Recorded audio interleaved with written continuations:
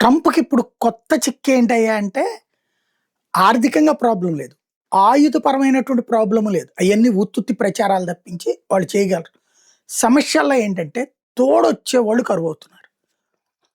Britain, Spain, అలాగే France, Italy, Canada వీళ్ళందరూ గూడా మోరల్ మద్దతిస్తున్నారు తప్పించి, వీళ్ళ విమానాలు అక్కడ పెట్టుకోవడానికి అనుమతి ఇవ్వట్లేదు.